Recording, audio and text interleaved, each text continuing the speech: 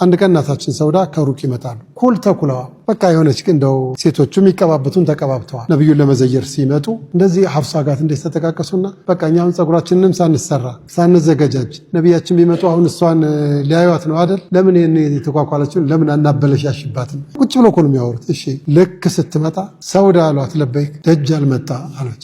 እንዴት እንደሚመጣላቸው ደጃል ሙእሚን አይዋሽም።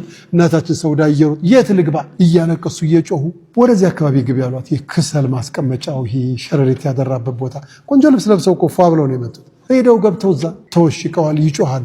ነብያችን በቃ አለይሂ ሰላቱ ወሰላም እናታችን አይሻ ይስቃሉ። ምን ሆነሽ ነው የምትስቂው? ነብያችን ደግሞ ሰለላሁ ዐለይሂ ወሰለም እንዴ ብዬ ልናገር አሉ። ከሳቄ ጥናት የነብዩን ጥያቄ መመለስ አልቻልኩም አሉ። በእጄ ብቻ ጠቀስኩላቸው። እንደዚህ ተጠቅስላቸው ሰውዳ እዛ ቦታ ሄዳ እንድትንቀጠቀጣለች። እየሮጡ ሄደው ምን ሆና ነው ብለው ምን ሆነሽ ነው ይሏታል። ደጃል መጣለቻቸው። ከዘቡ ውሸት ነው።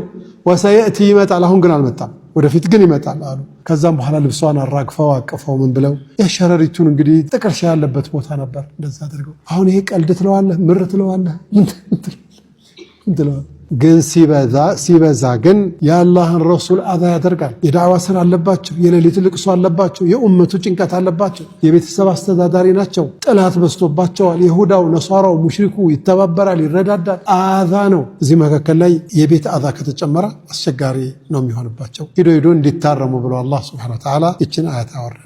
ለነገሩ እኮ ማር ናቸው እኮ አጠይቡነ ሊጠይባት ወጠይባቱ ሊጠይቢን። ጥሩ ለጥሩ ነው የሚሰጠው። ጥሩ ወንድ ለጥሩ ሴት፣ ጥሩ ሴት ለጥሩ ወንድ ነው። ሚስቶችም ተመርጠው ነው፣ እሳቸውም ተመርጠው ነው። ችግር የለም። ግን የሰውነት ባህሪ መጥቶባቸው ነቢያችንን አዛ ሲያደርጉ ኢንተቱባ ኢለላህ እናንተ ሁለት ሴቶች ከቶበታችሁ ፈቀድ ሰገት ቁሉቡኩማ በቃ ትክክል ነው፣ ችግር የለው። እምቢ ካላችሁ ግን እርምጃ ወስዳለሁ።